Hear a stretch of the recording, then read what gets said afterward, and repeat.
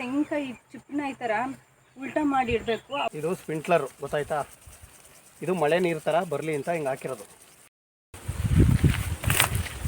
ನೋಡಿ ಫ್ರೆಂಡ್ಸ್, ಇದು ಗಲೀಜು ಕಟ್ಕೊಂಬಿಟ್ಟಿದ್ಯಾ ಅಂತ ಹೇಳಿ ನೋಡಬೇಕು ಅಂತಂದರೆ ಇದನ್ನು ಹಿಂಗೆ ಇಲ್ಲ ಹಾಕಿದೆಯಲ್ಲ ಇದನ್ನು ಹಿಂಗೆ ರಿಮೂವ್ ಮಾಡಿದ್ರೆ ಅಯ್ಯೋ ಎಷ್ಟೊಂದು ಬೊಗಡ ಬಂದು ಗೊತ್ತಾಯ್ತು. ಈ ಥರ ಗಲೀಜು ನೀರು ಬಂದ್ರೇ ಡ್ರಿಪ್ ಎಲ್ಲ ಕಟ್ಕೊಳ್ಳೋದು.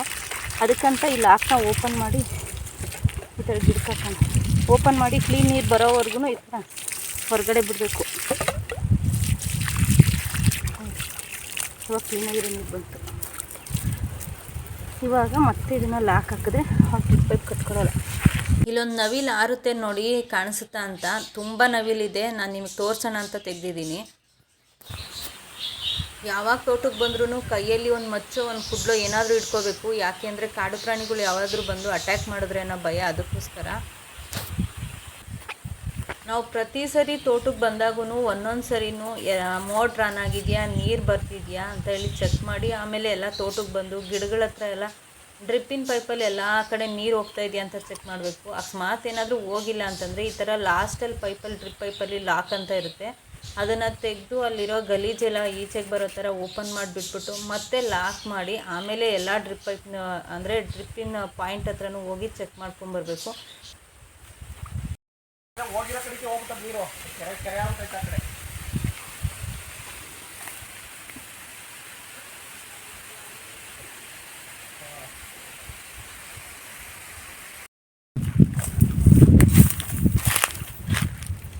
ಅಲ್ಲೊಂದು ಪಾಯಿಂಟ್ ಮಾತಾಡ್ ನಾವು ಅವತ್ತಿಂದ ಇರಲಿಲ್ಲ ಅಲ್ಲಿ ಸವಿತಾ. ತಪ್ಪಲೆ ಐತಲ್ಲ, ತಪ್ಪಲೆಯಲ್ಲಿ ಅದೇ ಬಟನ್ ಇರ್ತಾವಲ್ಲ ತಮ್ಮ ಜಾಯಿಂಟ್ ಇದ್ರೆ ಕೊಟ್ಟು ಅದಕ್ಕೆ ನೀರು ಮುಂದ್ಕೋತಾರ.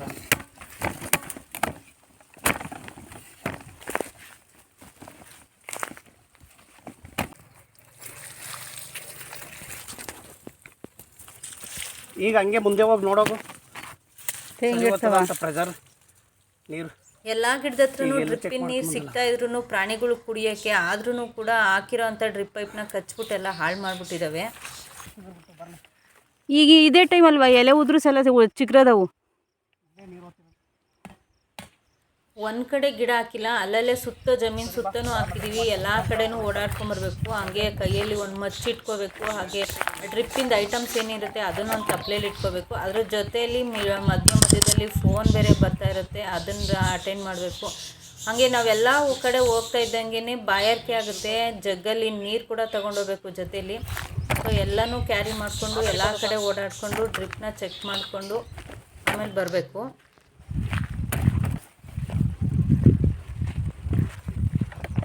ನೀರು ಇಲ್ಲೇ ಇಕ್ಕಿರ್ತೀನಿ. ಬೆಳಗ್ಗೆಯಿಂದ ಸಾಯಂಕಾಲ ತನಕ ಒಂದೇ ಕಡೆ ಗಿಡಕ್ಕೆ ನೀರು ಹೋಗಿ ಹೋಗಿ ಫುಲ್ ಎಲ್ಲನೂ ನೀರೇನಾದರೂ ಕಟ್ಟಿದ್ದೀವೇನೋ ಅನ್ನೋ ಥರ ತುಂಬ್ಕೊಂಬಿಟ್ಟೈತೆ.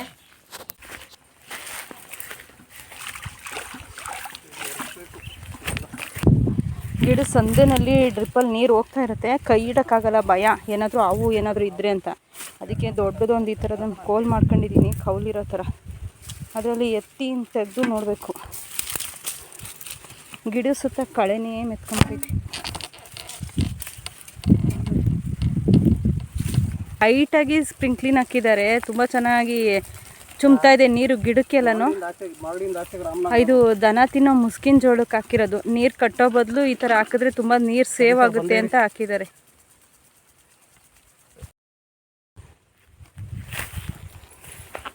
ಇದೆಲ್ಲ ರಾಗಿ ಪೈರು, ನಾವು ರಾಗಿ ಮುದ್ದೆ ಊಟ ಮಾಡ್ತೀವಲ್ಲ ಅದ್ರದ್ದು ಹೊಲ ಇದು. ಸೊ ಎಲ್ಲ ಇದು ಬಂದೈತೆ, ತೆನೆ ಬಂದೈತೆ ಇವಾಗಿನ. ಹೂವು ಆಗ್ತೈತೆ. ಇದು ಚಿಕ್ಕದಾಗಿ ಕಾಣಿಸ್ತಿದೆಯಲ್ಲ ವೈಟಾಗಿ, ಅದೇ ಇದ್ರದ್ದು ಹೂವು. ಇದು ರಾಗಿ ತೆನೆ ಅಂತೀವಿ. ಇದನ್ನೇ ಬಲ್ತು ಆದಮೇಲೆ ಚಿಕ್ಕದಾಗಿ ರಾಗಿ ಹುಟ್ಟೋದು. ಇದು ತೋಟದಲ್ಲೇ ಇರೋವಂಥ ಒಂದು ಹುಣಸೆ ಗಿಡ ಅಂತಲೇ ಹೇಳಬೇಕು. ಯಾಕಂದರೆ ಇದು ತುಂಬ ವರ್ಷದಿಂದನೇ ಇದೆ, ಆದರೆ ಇದಕ್ಕೆ ಯಾವುದೇ ರೀತಿಯ ಏನು ಸೌಕರ್ಯ ಏನು ಮಾಡದೇ ಇರೋದ್ರಿಂದ ಅದನ್ನು ಗಿಡ ಥರನೇ ಕಾಣಿಸ್ತಾ ಇದೆ. ಇಷ್ಟೊತ್ತಿಗೆ ಅದು ಮರನೇ ಆಗಬೇಕಾಗಿತ್ತು. ಸೊ ಅದಕ್ಕೆ ಮೊನ್ನೆ ಊರಿಗೆ ಹೋದಾಗ ನೋಡೋಣ ಏನಕ್ಕಾದ್ರೂ ಯೂಸ್ ಆಗ್ಬೋದೇನೋ ಅಂತ ಹೇಳಿ ಅದನ್ನು ಅಂದರೆ ಅಕ್ಕಪಕ್ಕ ಇರೋವಂಥ ರೆಕ್ಕೆ ಕೊಂಬೆಗಳ್ನೆಲ್ಲನೂ ಕತ್ತರಿಸ್ಬಿಟ್ಟು ಮೇಲಕ್ಕೆ ಹೋಗುತ್ತೇನೋ ಅಂತ ನೋಡೋಣ ಅಂತ ಎಲ್ಲ ಮಾಡ್ತಾಯಿದ್ದೀವಿ. ಸೊ ಹಂಗೆ ಅದ್ರ ತುದಿನಲ್ಲಿ ಬರೋವಂಥ ಸೊಪ್ಪನ್ನೆಲ್ಲನೂ ಕೂಡ ಕಿತ್ಕೊತಾ ಇದ್ದೀವಿ, ಸಾಂಬಾರಿಗೆ ಚೆನ್ನಾಗಿರುತ್ತೆ ಅಂತ. ನೀವು ತರಕಾರಿ ಸಾಂಬಾರನ್ನು ಮಾಡಿದಾಗ ಅದಕ್ಕೆ ಹುಣಸೆ ಹಣ್ಣು ಅಥವಾ ಟೊಮೊಟೊ ಬದಲು ಹಾಕೋ ಬದಲು ಇದನ್ನು ಚಿಗುರು ಹಾಕಿದ್ರೆ ಸಾಕು, ತುಂಬಾ ಟೇಸ್ಟಾಗಿರುತ್ತೆ.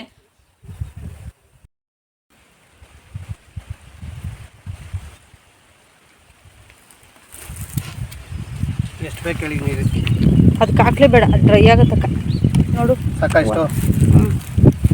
ಒಂದು ಎಲೆ ಇಲ್ಲ, ಇದು ಎಷ್ಟು ದಿನದಿಂದ ಹೇಳ್ತಾನೆ ಇದ್ದೀನಿ ನೀರು ಬಿಡಬೇಡ ಇದಕ್ಕೆ, ಚಿಗುರುಲಿ ಅಂತ. ಸಾಕಾಷ್ಟು. ಕೊಲ್ಸೋತಾ ಬಂದದ. ಒಂದೊಂದು ಡ್ರಾಪ್ ಬರ್ತದೆ.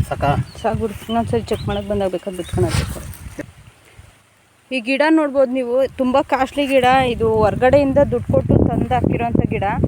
ಈ ಗಿಡಕ್ಕೆ ನಾನು ಲಾಸ್ಟ್ ಟೈಮ್ ಬಂದಾಗ ಡ್ರಿಪ್ ನೀರನ್ನೆಲ್ಲ ಬಿಟ್ಬಿಟ್ಟು ಚೆನ್ನಾಗೇ ಇತ್ತು, ನೋಡ್ಕೊಂಡು ಹೋಗಿದ್ದೆ. ನಾವು ಒಂದೊಂದು ವಾರ ಬಿಟ್ಕೊಂಡು ಬರೋ ವರ್ಷದಲ್ಲಿ ಎಲ್ಲ ದೂರ ಮಾಡಿ ಮೊನ್ನೆ ಎಲ್ಲ ಹೊಸ ಪೈಪ್ ಹಾಕೋಗಿದ್ದೀನಿ ಕೆಳಗಡೆಯಲ್ಲಿ, ಎಲ್ಲ ಹಸಗಳು ಸುಳ್ದವಾಲೆ. ದಿನ ಅದೇ ಕೆಲಸ ನನಗೆ ಬಂದಾಗಲ್ಲ.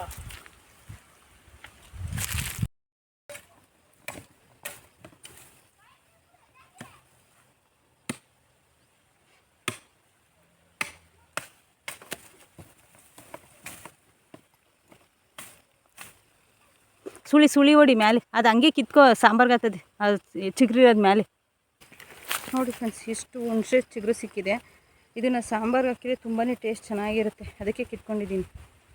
ಚೆನ್ನಾಗಿದೆ. ಫೋನ್ ಮಾಡ್ತವ್ರೆ.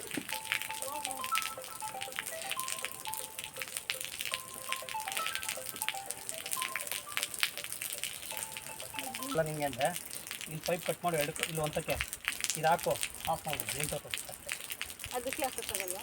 ಅದಕ್ಕೆ ಹಾಕಿರೋ ಅರ್ಥ ಆಗ್ತದೆ. ಇದು ಇಷ್ಟ ಡಿವೈಡ್ ಆಗಿರೋದಲ್ವ? ಅಲ್ಲ, ನಾನು ಅಲ್ಲೆಲ್ಲ ಹೇಳಿದ್ದು ಇದನ್ನು ಪ್ಲಾನ್ ಮಾಡಿದ್ಯಲ್ಲ, ಇಲ್ಲೇ ತೋರ್ಸೋಕ್ಕಾಗಲ್ವಾ? ಹಂಗೆ ಹಿಡ್ಕೊ.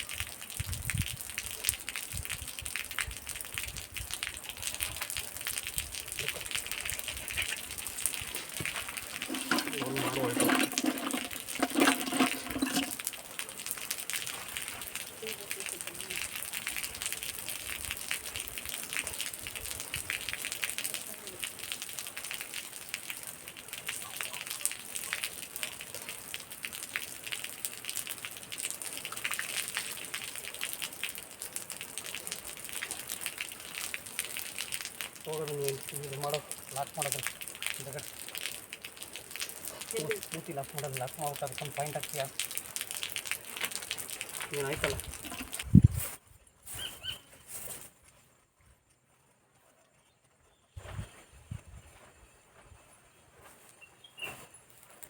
ಇದೆಲ್ಲ ನಾವು ಎಳ್ನೀರು ಕುಡಿದು ಬಿಸಾಕಿರೋಂಥ ತೆಂಗಿನಕಾಯಿ ಚುಪ್ಪು ನೋಡ್ತಾ ಇದ್ದೀರಲ್ಲ, ಇದು ತುಂಬ ದಿನ ಆದಮೇಲೆ ಒಣಗಿ ಈ ಥರ ಆಗ್ಬಿಟ್ಟಿದೆ. ನಾವು ಒಲೆಗೆ ಏನಕನ ಬೆಂಕಿ ಹಾಕ್ಬೇಕಾದ್ರೆ ಬೇಕಾಗುತ್ತೆ ಅಂತ ಕುಡ್ದು ಎಸ್ಬಿಟ್ಟು ಹೊರಟೋಗ್ತಾ ಇದ್ವಿ.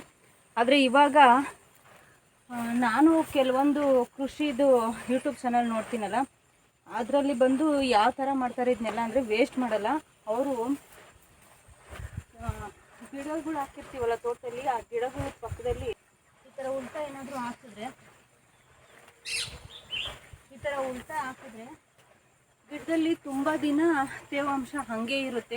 ಬೇಗ ಬೇಸಿಗೆನಲ್ಲೆಲ್ಲ ನೀರು ಆವಿಯಾಗಿ ಹೋಗಲ್ಲ. ಅದಕ್ಕೋಸ್ಕರ ಇಲ್ಲಿ ಈ ಥರ ಡ್ರಿಪ್ಪಿನ ನೀರು ಗಿಡದ ಬುಡದಲ್ಲೇ ಬೀಳ್ತಾ ಇರೋದ್ರಿಂದ ಚುಪ್ಪನ್ನ ದಬಾಕಿದ್ರೆ ಅದು ನಿಧಾನಕ್ಕೆ ಗೊಬ್ಬರನೂ ಆಗುತ್ತೆ. ಗಿಡದ ಪಕ್ಕ ತೆಂಗಿನಕಾಯಿ ಚಿಪ್ಪನ್ನ ಈ ಥರ ಉಲ್ಟಾ ಮಾಡಿ ಇಡಬೇಕು. ಆವಾಗ ಬಿಸಿಲಿಗೆ ಬೇಗ ತೇವಾಂಶ ಹಾರಿ ಡ್ರೈ ಆಗೋದಿಲ್ಲ ಅಂತ ಹೇಳಿದ್ರು. ಹಾಗೆ ಇದು ಬೇಗ ಏನು ಕೊಲಿಯಲ್ಲ, ತುಂಬ ನಾರಿನಂಶ ಇರುತ್ತೆ. ಹಾಗೆ ನಿಧಾನ ಆದರೂ ಪರವಾಗಿಲ್ಲ. ಬೇಸಿಗೆ ಟೈಮಲ್ಲಿ ನಮಗೂ ಅದೇ ತಾನೇ ಬೇಕಾಗಿರೋದು. ಸೊ ಇದನ್ನು ಯಾವ ರೀತಿ ಯೂಸ್ ಮಾಡ್ಕೋಬೇಕು ಅಂತ ನನಗೂ ಯೂಟ್ಯೂಬ್ ಚಾನಲಲ್ಲಿ ತೋರಿಸಿದ್ರಲ್ಲ, ಅದನ್ನು ನೋಡ್ಕೊಂಡು ನಾನು ಇವಾಗ ಮಾಡ್ತಾಯಿದ್ದೀನಿ. ನೋಡಿ, ಹಿಂಗೆ ಗಿಡದ ಪಕ್ಕ ಎಲ್ಲ ಹಿಂಗೆ ಉಲ್ಟಾ ಹಾಕ್ಬೇಕು. ಹಿಂಗೆ ಡ್ರಿಪ್ ಮಾಡಿರ್ತೀವಲ್ಲ, ನೀರೆಲ್ಲ ಕೆಳಗೋಗುತ್ತೆ. ಬಿಸಿಲು ಚುಪ್ಪಿನ ಮೇಲೆ ಬೀಳೋದ್ರಿಂದ ಬೇಗ ಡ್ರೈ ಆಗಲ್ಲ. ಸೊ ತೇವ ಎಲ್ಲ ಹಂಗೆ ಇರುತ್ತೆ.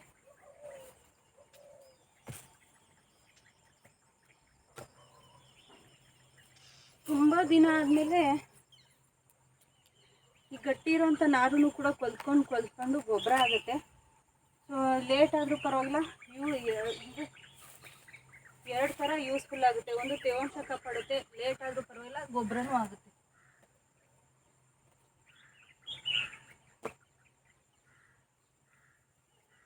ನೀವು ತೋಟದಲ್ಲಿ ಏನಾದರೂ ಗಿಡಗಳೇನಾದರೂ ಈ ಥರ ಎಳ್ನೀರೆಲ್ಲ ತಿಂದು ಕುಡಿದು ಬಿಸಾಕ್ತಾ ಇದ್ದರೆ ಆ ಸಿಪ್ಪೆನ ಬರೀ ಬೆಂಕಿ ಇಡೋದಲ್ಲ, ನೀವು ಕೂಡ ಯೂಸ್ ಮಾಡ್ಕೊಳ್ಳಿ ಈ ಥರ.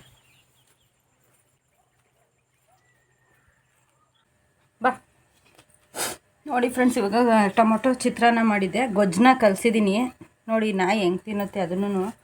ಸೊ ಏನೂ ಬೇಡ ಅನ್ನಲ್ಲ ಇದು. ಬಾ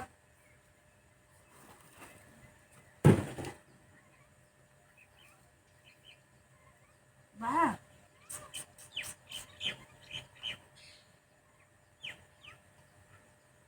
ತಿನ್ನು. ಹೋಗೋ. ಬೇಡವಾ ಬೇಡವಾ? ನೀನು ಅಗುಳ್ಕೊಂತೀನಿ ನಾನು ವಿಡಿಯೋನಲ್ಲೆಲ್ಲ, ನೀನು ನೋಡಿದ್ರೆ ತಿನ್ನಲ್ಲ ಅಂತ್ಯ. ಇವ್ನು ನಮ್ಮ ರಾಮು ತೋಟದಾಗಿರ್ತಾನೆ, ಏನು ಹಾಕಿರೋ ತಿಂತಾನೆ ಅಂತ.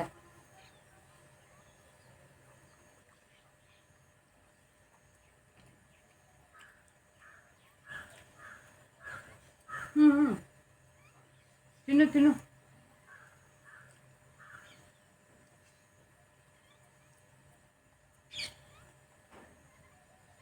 ಟೈಮ್ ಆಗಲೇ 4 ಗಂಟೆ ಆಯಿತು. ಕೆಲಸ ಮಾಡಿ ಬರೋ ಅಷ್ಟೊತ್ತಿನ ಅಡುಗೆ ಮಾಡಿರಲಿಲ್ಲ ನೋಡ್ರಿ. ಇದು ಲೇಟಾಗಿ ಬಂದು ನಾನು ಬಂದಿದ್ದೀನಿ ತೋಟಕ್ಕೆ ಅಂತ ನೋಡ್ಬಿಟ್ಟು ನಾನು ಹಿಂದೆನೇ ಕಾಯ್ಕೊಂಡು ಕುತ್ಕೊಂಡ್ಬಿಟ್ಟು ಊಟ ಹಾಕ್ತೀನಿ ಅಂತ. ನಾನು ಇವಾಗ ಬಂದು ಕುಕ್ಕರಿಟ್ಟು ಅನ್ನ ಮಾಡಿ ಈಗ ಹಾಕಿದ್ದೀನಿ.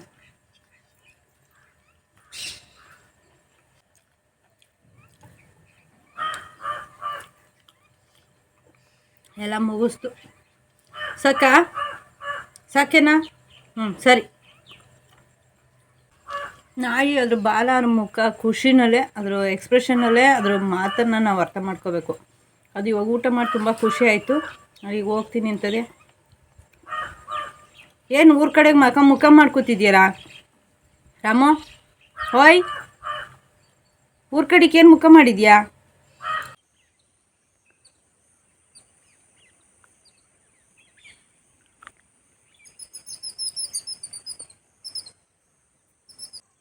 ಸಾಯಂಕಾಲ ಆಗ್ತಾ ಆಗ್ತಾ ಹೊತ್ತು ಮುಳುಗೋ ಅಂಥ ಟೈಮ್ ಬಂದೇ ಬಿಡ್ತು. ನೋಡೋದಕ್ಕೆ ತುಂಬಾ ಚೆನ್ನಾಗಿದೆ. ಒಂದು ಸ್ಟೋರಿ ಗೊತ್ತಿರ್ಬೋದು ನಿಮಗೆ, ಆ ಆಂಜನೇಯ ಚಿಕ್ಕವನಾಗಿದ್ದಾಗ ಹಣ್ಣು ಅಂದ್ಕೊಂಡು ಸೂರ್ಯನೇ ನುಂಗ್ಬಿಟ್ಟ ಅಂತ ಹೇಳಿ, ತಿನ್ಬಿಟ್ಟ ಅಂತ. ಅದೇ ರೀತಿಯಾಗಿ ಕಾಣಿಸ್ತಾ ಇತ್ತು ರೆಡ್ಗೆ, ಬಟ್ ಕ್ಯಾಮ್ರಾದಲ್ಲಿ ಆ ಥರ ಬಂದಿಲ್ಲ ಅಷ್ಟೇ. ಅದೇ ಕಿಶೋರ್ ಹೇಳ್ದಂಗೆ ಮಾಡೋದು ಆ ಥರ. ಯಾರ್ದಿದು? ಅದೇನು ನಮ್ಮ ಹನುಮಂತರಾಯಪ್ಪರು ಇದನ್ನ ಹಾಕೋರಲ್ಲ ಸರ್, ಅವರು ಇಲ್ಲೇ ಇರ್ತಾರೆ ಬಾಮ್ಮ ಯಾವಾಗ. ಅದೇ ಇದನ್ನು ಸ್ಪ್ರಿಂಕ್ಲರ್ ಹಾಕೋರಲ್ಲ, ಸ್ಪ್ರಿಂಕ್ಲರ್ ಹಾಕೋಕ್ಕಲ್ಲ ಬಿಡಿ ಸರ್, ನನಗೆ ಗೊತ್ತು.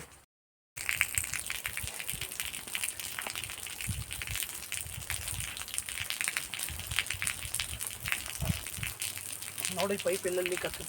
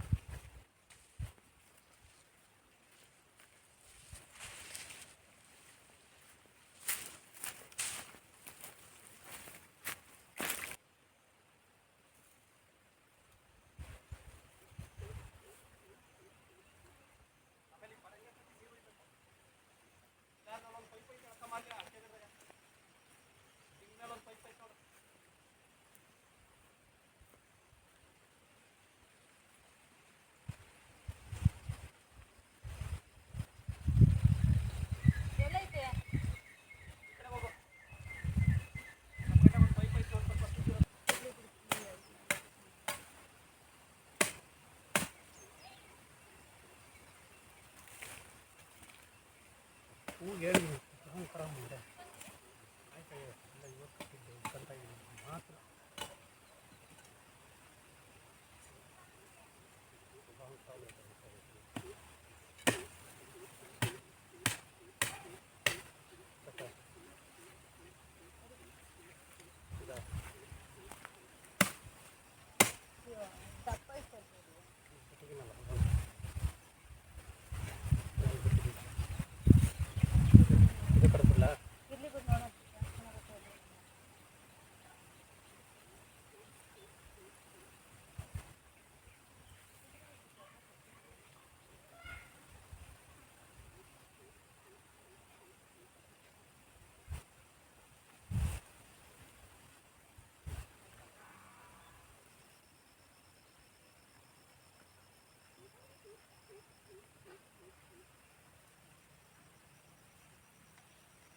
ಬರ್ತೀನಿಂದ ಆಯ್ತಾ ಇಲ್ಲ ಬಂದ್ಬಿಡ್ತೀಯ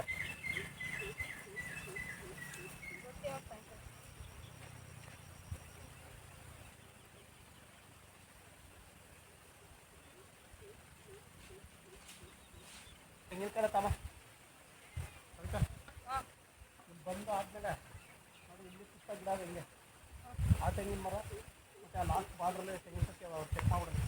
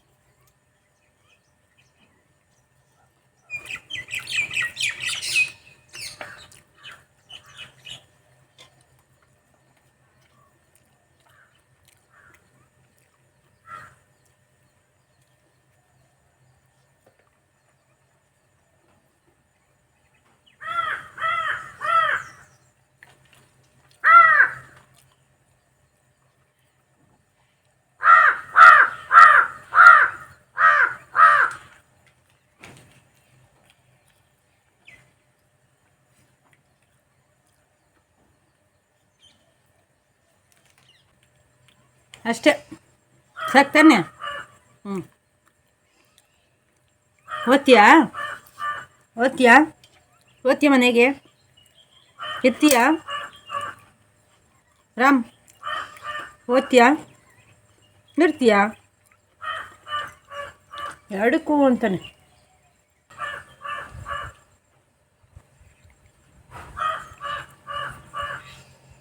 ಓದ್ತೀನಾ?